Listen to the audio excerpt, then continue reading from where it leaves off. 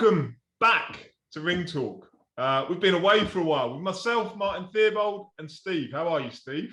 Good, Martin. We well? I'm very good. We've had a few weeks off. Nothing untoward. Your dog sadly passed away, didn't he? And dealing with that and just other life stuff. But yeah, we're back now. But yeah, circumstances and all that. But yeah, we're back now. So yeah, we're back.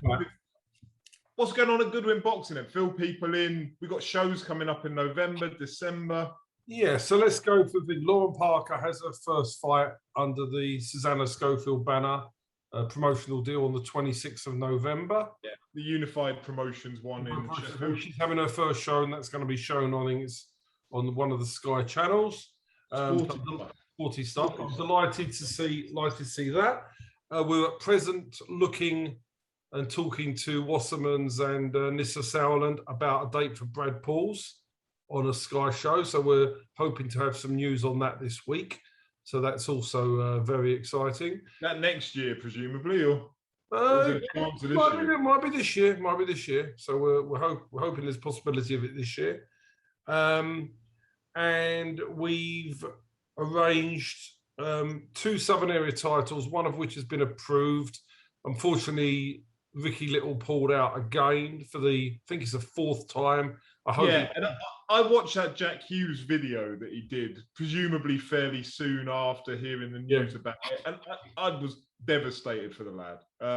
Devastated. And Ricky Little and his manager, Mo Pryor, should be hauled up before the board and dealt and reprimanded and fined or whatever happens for that. And it isn't a case of, if you've got a boxer that pulls out 4 times and you're the manager, you shouldn't keep making the dates if you know, and try to blame it all on the boxer going missing, because it's not acceptable, totally unacceptable.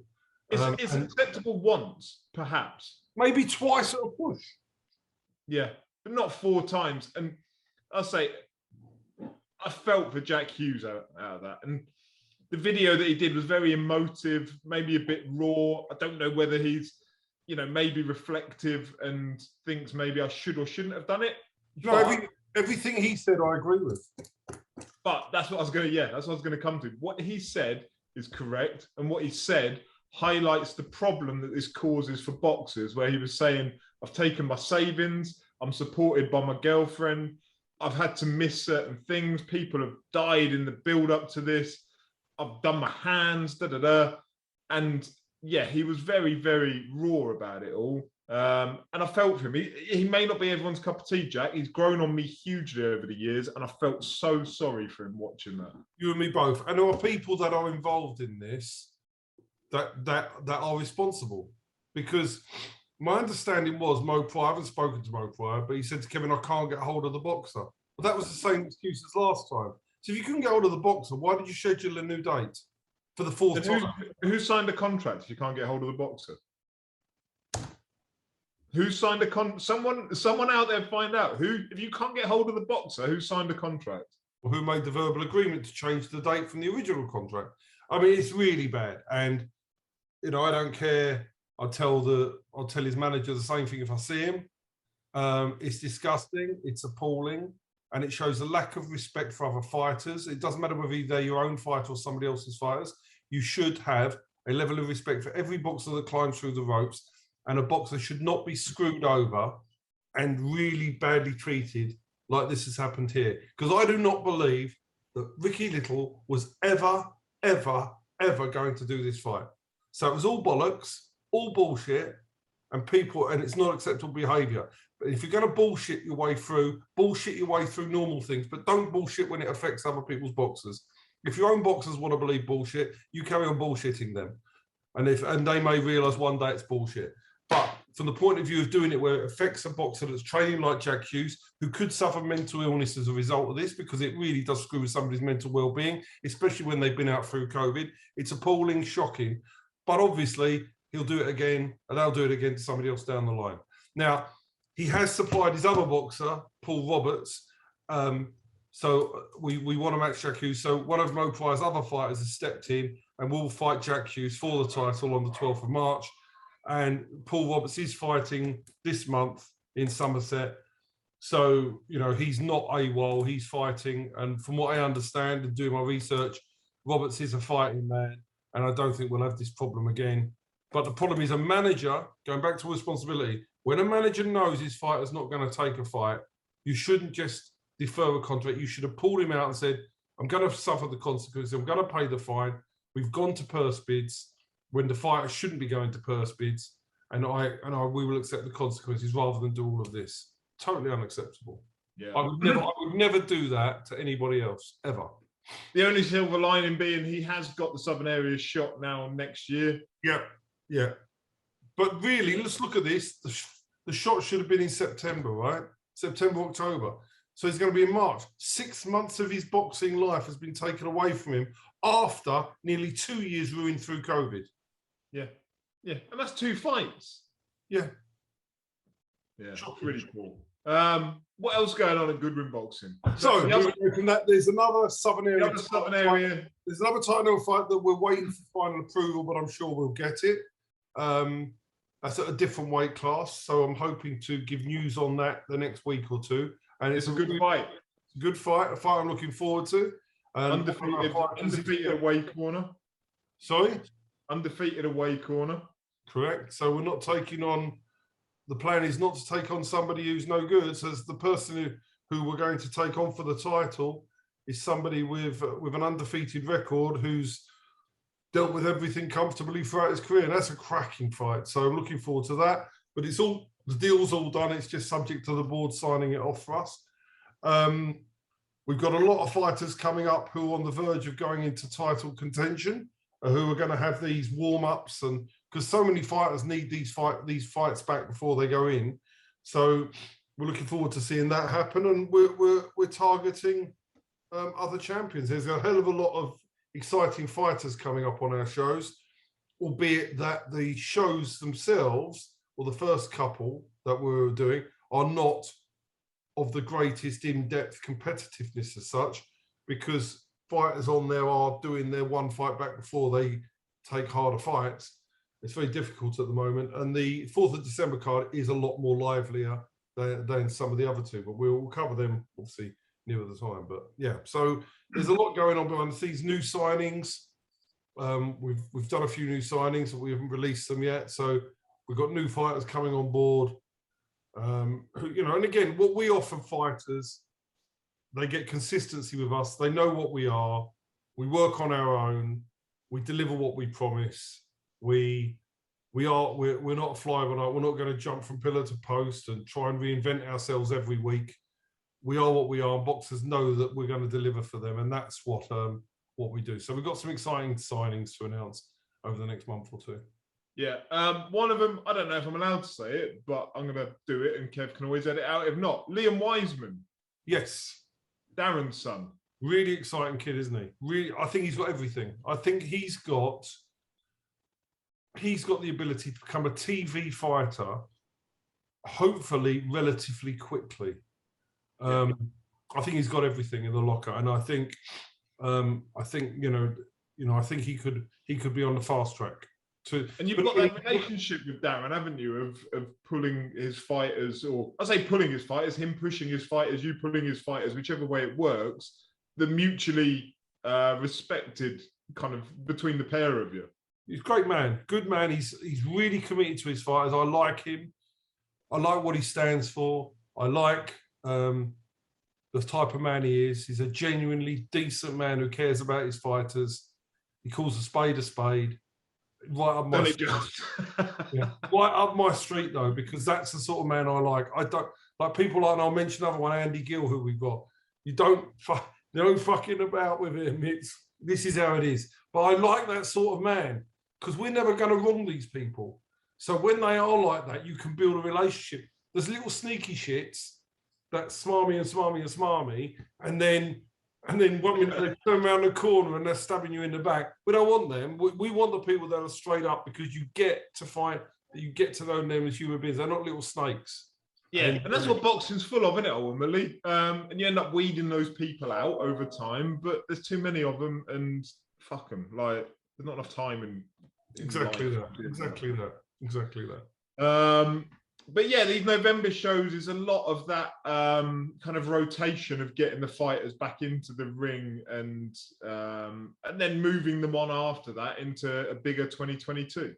Yeah, and there's also some really exciting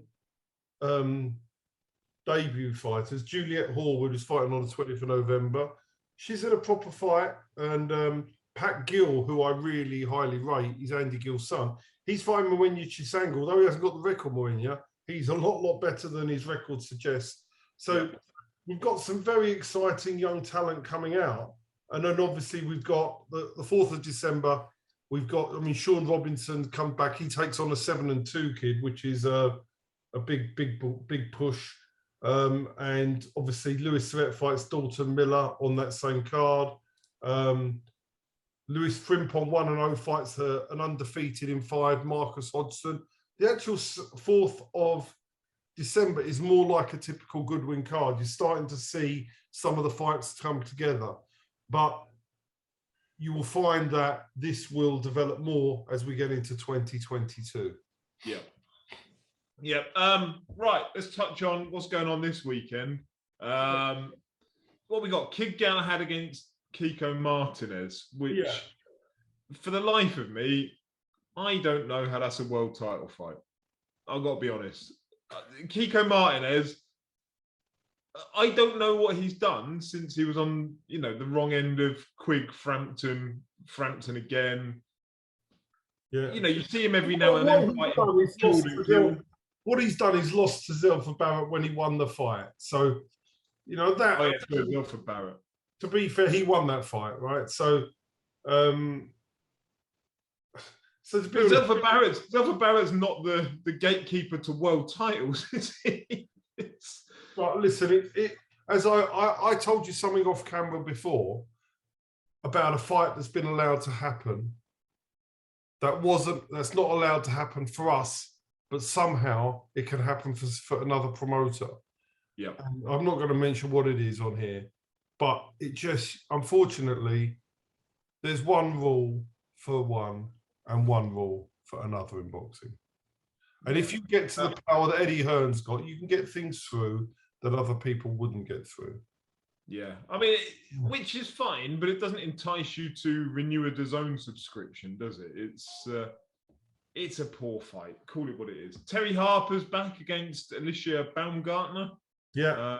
I can't pretend that I know too much about Baumgartner, but I enjoy Terry Harper, so it'd be good. What you can say though, what I would say is about this girl, she lost to Cristiana Linaldo. Now, Cristiana Linaldo beat Sam Smith 96-95. Did subsequently, what's her best win? She lost to Katie Taylor, unanimous, and lost to Delphine Passoon. But Linaldo is no superstar, and she lost to her. So, look, it is what it is. She's an American fighter. The first time she's come up against anybody that's of any class at all, she got beat. Yeah. So. Chris Billam-Smith's fighting somebody that I'm not really aware of. The whole thing is a bit, I don't know, it just feels like it's been phoned in a little bit. Yeah, the opponent of Billam-Smith's only won one of his last 3. So, look, you've got a domestic fight, James, a central area fight on the underneath, 4th best fight. Look, this isn't, without being disrespectful, this isn't game changed, is it? I think that's the problem, is that you can't sell the hyperbole, but deliver the average. And I think that's where the problem sits. It's the same as a Conor Benn Chris Algieri fight, is that you can't tell us it's a monumental step up for the lad, when actually Chris Algieri is not a monumental step up for Conor Benn. There's a risk Conor Benn doesn't win it, but there's a risk to Conor Benn not winning many of his fights. The problem is it's this over-promising, under-delivering thing in boxing that really hacks me off. If you tell people what it really is, people will sort of sit there and go, okay, fair enough, I'll accept that. But that is that fight there is what I would consider to be a typical Saturday night fight night on Sky. Yeah. That level. And now, if you were saying that that's what you were selling to the public at $6.99 a month or whatever it is, that's okay. It's okay. But when you're selling it as this new reinvention, come on, it's just bullshit. Yeah. No, I agree. Friday night, there's a Warren card with prospects on. George Fox, David Adelaide, some others. I've not really paid a lot of attention to it, but... Well, basically what it is, it's a typical off-screen small hall show. Yeah. It's the sort of show that you would see pretty much on our cards. Yeah. Up and down the country in the Holt Suite of Villa Park. Yeah. Somewhere up in Newcastle on a Phil Jeffries show, that kind of thing. That's exactly it. That's what it is. And yeah, that's what it is. So let's be realistic, that's what it is. Will I watch it? No, I don't think I'll watch it. I'll probably got something better to do on a Friday. Here's my issue, right? I think we started to discuss this off camera, and I was going to bring it on. There is too much in terms of top-level broadcasters, but without the talent to back it up. When you've got BT, DAZN, Sky Sports, Channel 5, those are the four main ones. There is not enough talent in British boxing to fill those obligations. And I think that's highlighted by the fact that you've got this Saturday night, Kid Galahad, Kiko Martinez, Friday night, the Warren card. It's not to say people shouldn't be getting opportunities, but you can't sell us these on major platforms when there isn't anything of interest, particularly. Now, I have a difference of opinion when it comes back to Lauren Parker, we were discussing earlier, being on sporty stuff. It's not a major platform. It's somewhere to give people an opportunity. BT Sport should be showing us the best of boxing, not the small hall of boxing, in my view. Unless it's competitive small hall boxing, but it isn't. No. There's nobody there on the away card that has any realistic chance of winning. No. It's all going to be home wins. There's not even going to be... It doesn't look to me like there's even a competitive fight on the card. And we've discussed your November cards. By your own admission, they're not the standard of a normal Goodwin boxing show. And you've explained the reasoning behind that. Cool. People can take that at face value. When we get sold things that aren't what we're promised, then it's disappointing. That's what it comes down to. And I don't think there's enough top-level talent to support the major broadcasters and their dates.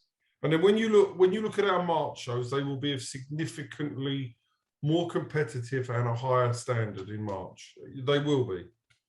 So, but these are what they are. But yeah, I mean, put it this way: I'm a boxing fan, but I am not inspired this weekend. I'm not saying I won't. If I'm sitting at home on a Saturday night, I'll watch DAZN. But I wouldn't stay in specifically to watch it. There's a difference between being at home and there's nothing else to watch other than my wife trying to watch Housewives of bloody New Jersey or something, and me thinking, I can't watch this crap.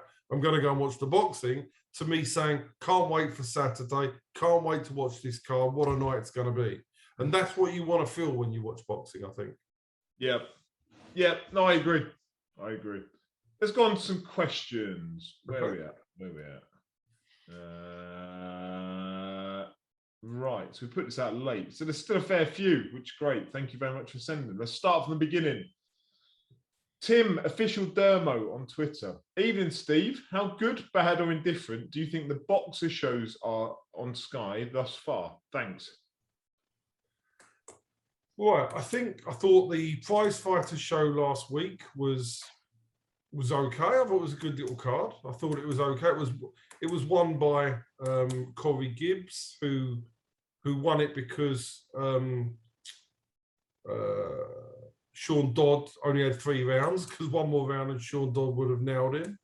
But it was a competitive, and I thought an exciting little show. I like the prize fighter format, and I thought I didn't watch it, I have to confess. So good fights. Did they do any of the other, like, you know, when they've run Ultimate Boxer shows before, they'll put on other fights that aren't part of the tournament, or was it straight through? Straight through. I prefer that. Keep it going. Keep the energy going of it. You know, I thought it was a good card. I think that they've been unlucky before with like the Eubank pull out and the Ritson pull out for whatever reason that was. I think they've been unlucky, and I think it's wrong to criticise them for their first couple of shows. I think they're getting their act together, so I'd reserve judgment.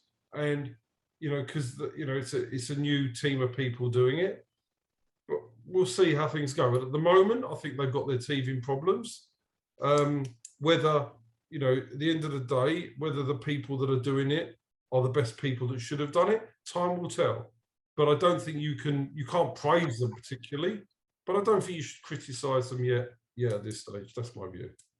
I like that they're willing to try different things and innovate things. So I can't even remember what I was doing Saturday night, but I was doing something. So I had it on my phone. It popped up on my phone, Sky Sports, saying there was a new way of viewing it, a new way of streaming the fight. And so I did. I streamed it for a little bit on my phone. It had it split the screen into 3. So you had the view of the corner man, you had the fight on the top, then you had something else. I thought, well, at least you're trying something. I'm okay with a bit of innovation. Yeah, no, listen, I think give them a bit of time. I think they're going in the right direction. Yeah, I'm with you. Bet or Q on Twitter. Where the hell have you been? Wow, hopefully we've covered that. Thoughts on Mo Pryor linking up with MTK? He has a different girlfriend every week, doesn't he? I thought it was with Warren Boxing Management. But he was. So let's look at what we work individually, right? So he used to be with Mickey Elliott, then with Greg Steen. Then he comes back and there was a big announcement of being joined up with Dennis Hobson that lasted. I forgot about that one. Dennis Hobson, then to Warren Boxing Management and now MTK. Need I say more? Yeah, all right, fair enough. I think read between the lines. With Neil Marsh recently admitting to mental health struggles, would you let your fighters go if you thought your problems were affecting them? 100%. If I can't do my job, if I'm not on the ball, you've got to be so sharp when you're dealing with boxers. You've got to be so with it, so switched on to do it. So if I felt that I was only 90% of the man I am today, I would stop. And that comes back to what we were saying earlier. Ultimately, there are people out there that will look to screw you. And I don't even mean necessarily like the boxers, the trainers, the man. There are other people. There are peripheral people within boxing, all of whom, I say all of whom, that's a lie. Some of whom are trying to find a way to take a pound out of it. And that's what it comes down to. And if you're not switched on, then you end up with... you've got to remember, I don't think I'm particularly well liked in boxing from other people, lots of groups of people. I think I'm probably quite disliked, probably because I can't be bought, probably because I say what I think, and probably because I'm difficult to deal with because I'm always fighting the corner of my boxer. And there's no hidden agenda. So to other people that are trying to strike a deal with me or trying to do something, I'm probably considered awkward to deal with. I'm probably considered to be, I'm not sucking up to anybody. I won't lick somebody's ass because of who they are. I will strike a deal and do the right thing by my fighter. And I'm liked by the people that I think I want to be liked by, but a lot of people, don't like me. But we're dealing with Wassermans. I've got a meeting with Nissa Sowland on Friday. We get on really well with them. We get on well with Eddie Hearn. We've been featured on his undercards. But there are people that don't like me, but I don't really care because at the end of the day, my duty is to my boxer. But if I don't believe, going back to the question, I can fulfill that duty to the best of my ability. It's not fair on the boxers for me to continue. I hope that if Neil's got problems, and I didn't know he had, I think he's a good manager. I think he's done a good job. I just wish him all the best and hope that that he can come over these problems. But managing fighters at a time when you're mentally struggling is probably not a good idea for him. For getting his boxers. I think boxing isn't a good place to be if you're struggling mentally. That's for sure. No, I didn't know about them either, but I hope because Neil Marsh always comes over as a lovely bloke. He does. I've never met him. I think I spoke to him once, he comes across all right to me, and I just wish him all the best. That's far more important than anything else. Yeah. And Tasha Jonas news, which I assume he means in her signing for Boxer, being part of the punditry team on Sky. It kind of feels like she hasn't really left because she was never really on DAZN. It just kind of feels like an extension of her Sky stay. I think it's a good move for her, to be honest. I think she was always going to be second fiddle at DAZN, and I don't think, you know, she was used as opponent for Katie Taylor, opponent for Terry Harper. I don't know. Eddie, I think, said he was trying to get her a fight, and she didn't want the right type of fight. So I don't know what got on, but the relationship wasn't that strong there. So I think she's made the right move. Yeah, it felt like it was a little bit toxic by the end there, and whether that's you know, Tasha, Joe Gallagher, Eddie, whoever I don't know, but when I know that Eddie didn't really fancy her when she started, because when I managed Natasha Jones at the start of her career, Eddie Hearn was not interested, and I always felt that he was never really ever really interested in her. Really, he wasn't her A list. He was his B. She was his B list. So I never felt that she was ever the main priority for him, and I felt that was the same before she even started. He wasn't keen on signing her day one. Yeah, and that's not a reflection on Natasha, by the way. Absolutely not. She's a lovely girl, so no, absolutely not. Absolutely not. 1984 Gort on Twitter. Is it okay for promoters to go around saying fights are 50-50s when they're clearly not? Ben versus Algieri, for example, Hearn said today to IFL it was a 50-50. But no one with access to them for interviews ever pulls them up on it. It's a really good point. Is it right for them? They can say what they like, but the thing with how it works, Eddie Hearn is such a big draw with viewing figure numbers. He is what drives the amount of viewing figures that you get, whether it's boxing, social, or IFL. You get Eddie Hearn interviews, you're getting 6-figure viewing numbers normally. The deal is, you ask whatever they say, they ask him they don't ask awkward questions because they won't get more interviews. They'll be cut back. And listen, he's there as a propaganda machine, Eddie. Sell his stuff, sell his version, and you do not step over the line because you won't get more interviews. I actually saw the interview that he's talking about on there, and Hearn. I have a reputation for not liking Hearn, which isn't true. I don't have any feeling one way or the other. But what I don't like about Hearn, or one of the things I don't like about him, is he has a tendency to attack the messenger rather than the message.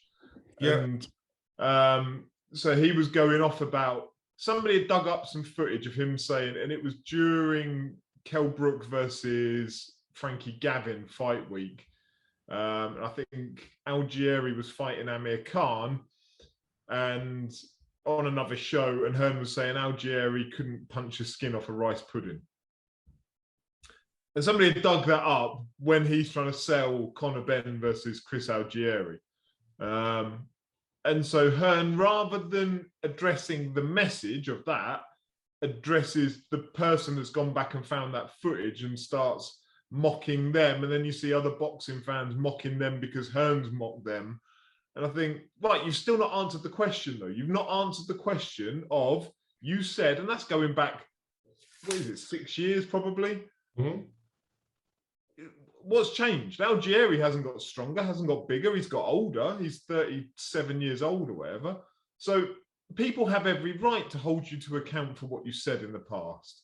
And it's not right, in my view, to then just take the piss out of that person and call them I think he was saying, oh, they're going to be on forums or this, that, and the other. When actually all they're doing is holding you to account for what you said. Don't say stuff if you're not willing to be held to account for it. Yeah. That's my view, anyway. That's my rant and one of my pet hates of it. But yeah, I also get, if I'm Coogan, I'm not going to sit there and dig into it because he's not a journalist, is he? He's a man with a camera who makes money from doing that. If he started being an awkward person towards her, he doesn't make money. Exactly that. Christopher Blackett. Is it a coincidence Pro Bellum, Boxer, and Wasserman promotions have popped up around the same time? Some of it would be. let's strip it. So Boxer are not linked to Wasserman's or Probellum. Boxer is a company set up by a chap called Benjamin Shalom up in Manchester, who were doing the deal on Channel 5, and we worked on one of their shows before. Yeah, and they've pre-existed. Yeah, and John Wishausen was working for Boxer, which was the best thing they could ever do because they brought the best man in boxing under their wing. And they got the Sky deal, I believe, primarily because of John Wishausen. So that's number one. Wasserman then got some Sky involvement because they could supply Chris Eubank. And Sky hadn't got a pay-per-view fighter. So the reason that Wasserman were able to get involved was because of Chris Eubank. What then subsequently happened is that Wasserman signed a deal in Germany with Probellum. Now, Probellum, for anybody that wants to dig underneath the surface, do appear to be a dual company with a number company that exists or have a relationship with another organization. Their marketing is superb. They're very clever at what they do. And some of their personnel are the same as our organization. So Wasserman's were not directly linked with Probellum, but there is a connection between Wasserman's and Probellum, hence they've done the deal in Germany. But Probellum are doing deals with lots and lots of people. They've done a deal with Clifton Mitchell in Derby. They potentially may or may not have wanted to do a deal in the south of England with certain people. That's what they're doing. They're ploughing their money in. But there is a connection between Probellum and Wasserman because they've done a deal in Germany. Whether that deal goes over to the UK, I'm not so sure. But no, there is not a link between those three organisations per se.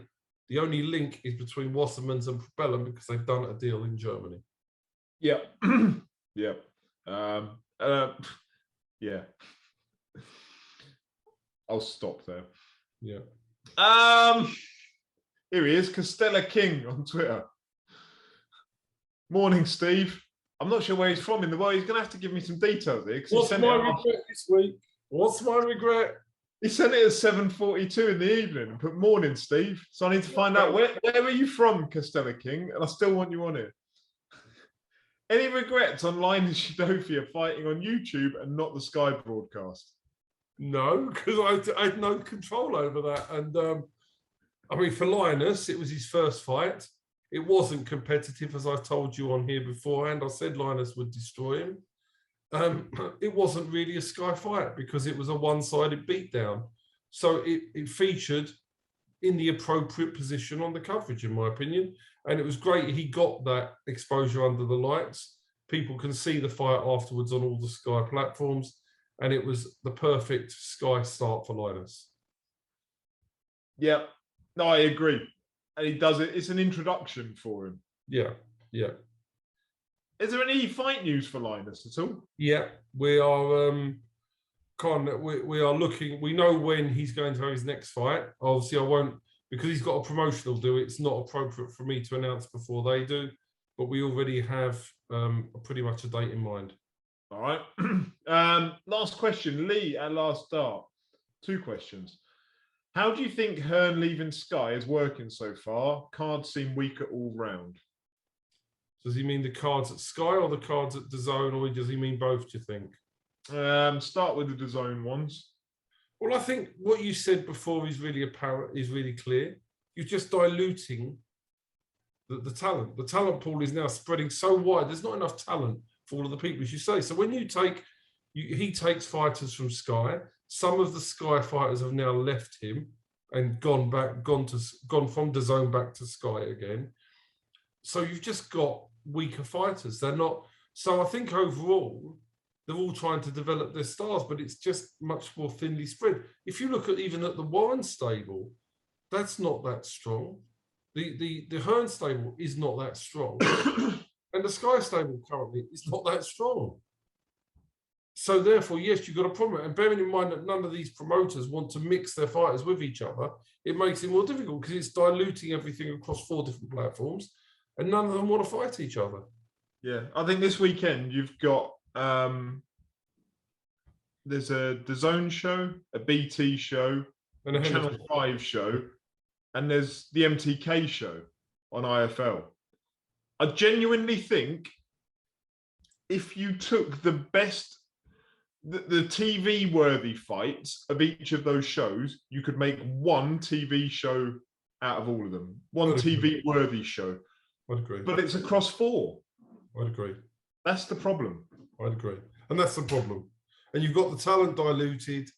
And you've still got the issue that people like Linus, Brad Pauls, who signed Wassums, they need that first fight back as well. They've been out for a long time. You can't expect them to jump into an absolutely life or death fight on the back of being out, you know, not having proper camps for 2 years. So there's those problems as well. I sympathise with the problems they've got, but it's a real problem.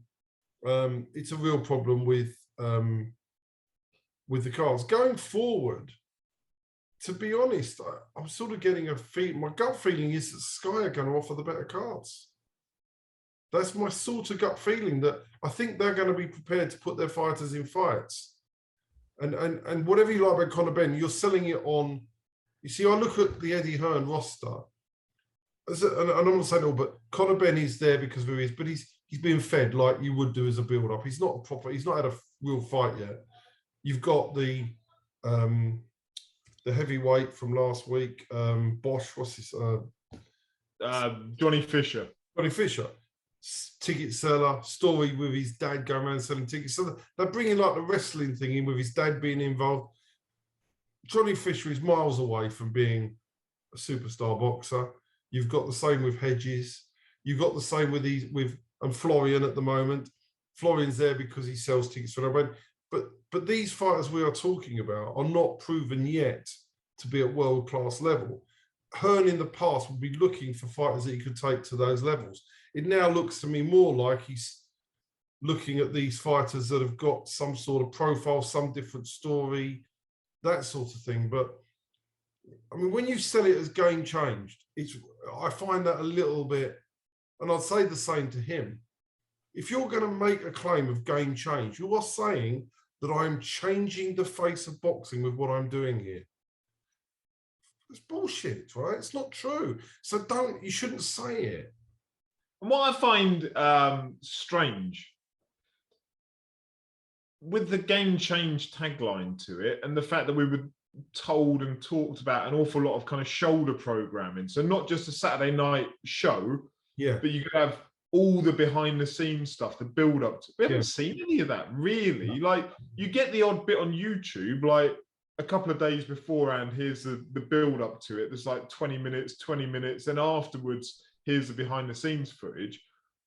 I want story. Like if you want me to invest in Johnny Fisher, make a documentary about him. You've got a channel that's sat there 24 hours a day with fuck all on it. But there is no game changed. It's all. That's how you could change the game. Is you build those profiles. I agree. And you make the interest. And take more of a story about his life at home and his dad's business and him helping his dad. But that's what I'm saying, is that if you're going down that route, which is the cartoon, when I say cartoon characters, I'm not trying to belittle the boxers, because Johnny Fisher's an exciting fighter to watch, right? So, but when you are trying to go characterizations, you've got to really give the time, the effort, the development to that storyline. And it's just a bit for me. It's just a bit for me, a bit too much. I'm more interested in the Tommy Fury Jake Paul fight. 100%. 100%. Genuinely, much more than all this other stuff. Conor Benn Algieri, give me Jake Paul, Tommy Fury. I think that's going to be a really proper fight. And listen, I'm actually really interested in that fight. And as much as people might go, oh, Jake Paul's a YouTuber, he's not a boxer. All right, well, he's taken on a harder fight than an awful lot of boxers are taking on. Given that Tommy Fury, he's got the background, he's got the name, he's got the reputation, like Jake Paul is taking on a harder fight than many prospects would ever take on at that stage.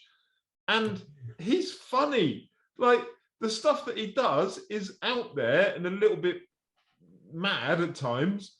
But, you know, he comes up with the stuff that makes headlines around. He's making Tommy Fury change his name to whatever, Mr. Fumbles, I think it was. If he loses, like, he's putting that into a contract. Brilliant. Like, whether he does or he doesn't, no idea. But there's an interest in there. There's a reason to be invested in it.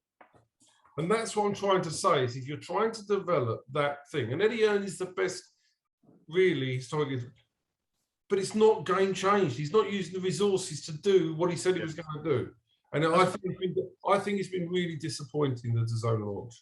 Yeah, that's why I'm surprised about it, because you say Hearn, if nothing else, he's got his finger on the pulse of a younger generation. Sure. And I would have thought he would be able to tap into that a little bit better than they have. Yeah. Other question from Lee. Will you be doing any nights with Manchester United players? So this is a reference to your superstar events business, kind of another one, which is around nights that are lined up with Arsenal and West Ham players. So far, we're looking at Tottenham at the moment. Yeah, we did look at Man U. We looked at the potential of Gary Neville. We looked at, you know, but you've got to remember, we're concentrating on down south, so it's got to be where most Man United fans are. Well, yeah, which they are, but they've got to be players that. But I think Man United fans are generally fickle. They're normally plastic, and they don't normally go. And I'm afraid that's just how it is. I mean, Kieran, Livia's boyfriend, is a Man United fan. He's lived in Northampton all his life, was supporting Northampton Town, has got no connection with Manchester whatsoever, but supports Manchester United. Because I worked back that when he was 10 or 11, it was the Alex Ferguson era. So all he's done is gone and picked the team at the top of the table, like most Man United fans do. They're not real fans. And therefore, I'm not sure by bringing down historical Man United fans that they're going to get people wanting to go and listen to them. So I think if you're in Manchester doing it, then you're getting the real home hardcore fans. So we're sort of at the moment concentrating on the southern clubs, but we are looking at some of the bigger names. But someone like Neville would have a widespread appeal. But if I go back and get a Man United player from the 80s or 90s, how many people are going to come out? And I'm not sure they would down here. Whereas Arsenal, West Ham fans will come out and watch that because they're probably the people that have been going to the grounds all the time. And therefore that's how my thought at the moment. So it's not something we looked at. John Barnes, Liverpool, Watford. We're looking at things all the time. But at the moment we've got Paul Merson, Perry Groves on at Dunstable, and then at York Hall in March.